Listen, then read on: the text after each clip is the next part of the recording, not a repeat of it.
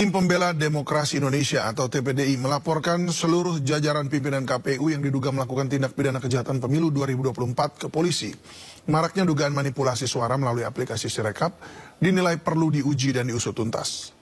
Koordinator TPDI Petrus Celestinus menyebut Direktorat Cybercrime Barreskrim Mabes Polri harus menyelidiki dugaan kecurangan pemilu ini berupa manipulasi suara Sirekap yang menuai kontroversi di masyarakat. Selain itu, ia juga meminta agar Rektor ITB Reini Juhraini Wirahadikusuma juga turut diperiksa terkait aplikasi sistem informasi rekapitulasi pemilu atau Sirekap yang disebut-sebut buatan ITB. Karena mereka meminta bahwa kami harus membawa lengkap. Saya bilang untuk tugas ini menjadi lengkap kan tugas polisi. Tugas kalian yang punya wewenang, bisa memanggil orang, bisa menyita barang di mana-mana. Kami masyarakat secara pihak, kami menyampaikan informasi karena hak dan kewajiban kami. Karena kami lihat kondisi real saat ini masyarakat sudah terbelah. Ada yang terima angka yang sudah diumumkan, sebagian tidak menerima, bahkan demo semakin tiap hari. Kami urusan harusnya 20 menit sudah sampai Jakarta Pusat, kami berjam-jam karena macet. Jadi kami mohon laporan ini diterima dan panggil Roy Suryo.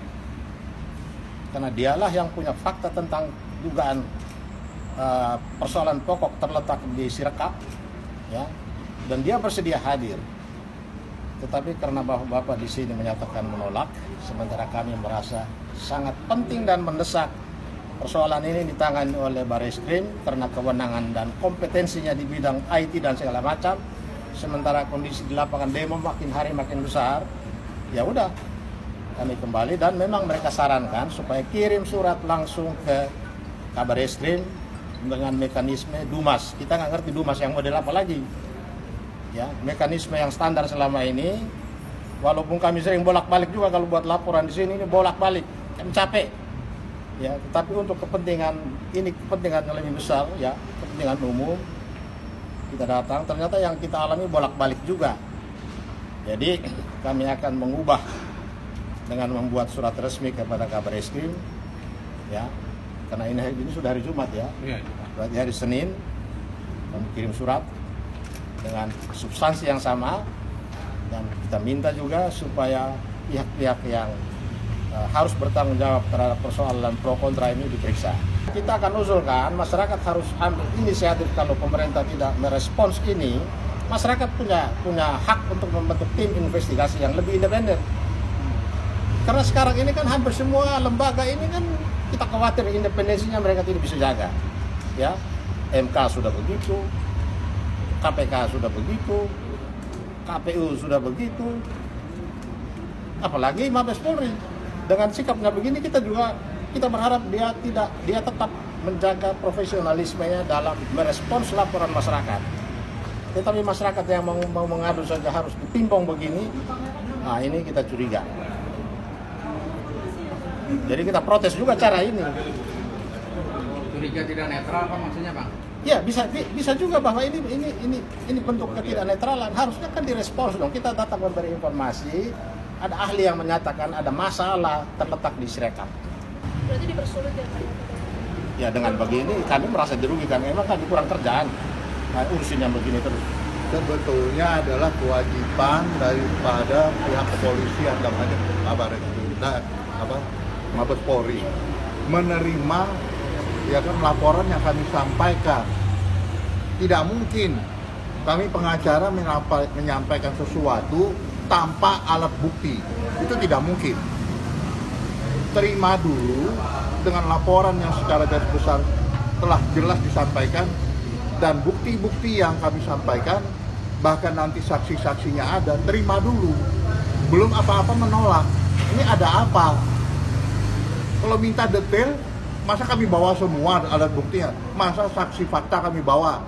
Masa saksi ahli kami bawa sekaligus hari itu bisa diperiksa? Terima dulu laporan. Laporan kami diterima, baru nanti diperiksa. Layak enggak ditindaklanjuti? Ya kalau tidak layak ya silahkan. Tapi belum apa-apa, dengan ditolak ini seolah kan tidak layak. Tidak mau diterima. Ini aneh. Lalu mau melaporannya kemana lagi? Satu-satunya memang di sini. Ini menjadi pertanyaan buat kami, ada apa sesungguhnya di sini? Iya kan? Bolak-balik ke atas, dari bawah ke atas bawah. Iya kan? Seharusnya udah didiskusikan. Kami berpikir tadi ke cyber, udah tinggal diterima aja dengan penjelasan. Minta lagi penjelasan secara detail. Ya nggak mungkin lah kami secara detail. Kalau secara detail, secara teknis itu 1 hari 1 malam nggak selesai menjelaskan tentang peristiwa ini dan bukti-bukti yang ada.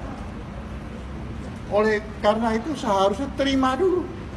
Kan ada klarifikasi dulu gitu kan. Dari klarifikasi ini ya kan memenuhi syarat apa ditindaklanjuti untuk menjadi penyelidikan. Setelah penyelidikan ya kan baru penyidikan. Ini diterima aja belum? Bagaimana kita memperoleh kebenaran keadilan di negara ini?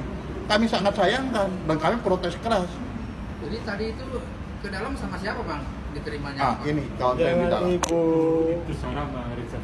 Ibu Sarah sama Rizal. Rizal di Rizal.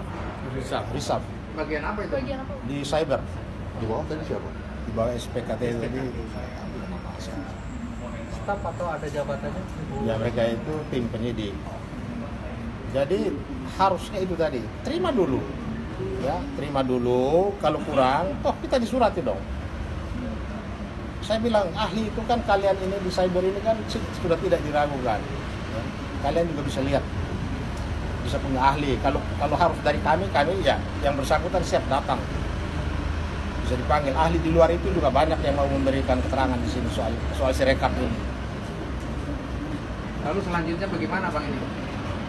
Ya tentu karena ini penting kita ikuti. Karena pengalaman kita juga kalau kita bikin laporan secara dumas menurut pemahaman mereka dengan pengalaman kami kalau kirim surat secara biasa lapor ke sini, kirim surat ya diantar atau lewat jasa pengiriman surat, nggak akan diproses. Yang hanya diproses itu lewat SPKT yang kita bawa produknya itu laporan polisi nomor sekian. Jadi ini aneh, satu solusi yang aneh. Karena baik menurut pengalaman kami itu kalau kita lapor kirim surat ke Kapolri atau Kabareskrim tentang sebuah peristiwa pidana dalam pelayanan kita sebagai advokat, nggak pernah ada proses dari perkara yang kita lapor secara dumas menurut versi mereka. Artinya untuk hari Senin nanti apakah akan membawa bukti baru lainnya atau Nggak, seperti bukti apa? yang ada, yang kita nggak mau macam-macam yang ada, jadi dia udah bikin bolak-balik begini untuk apa? Jadi kita menuntut mereka profesional. Karena ini kan bukan kepentingan yang sedang-sedang. Ini kondisi ini luar biasa. Kondisi masyarakat sudah berhadap-hadapan di lapangan. Jadi rencananya karena ini ditolak, waktu sudah mepet tidak mungkin lagi.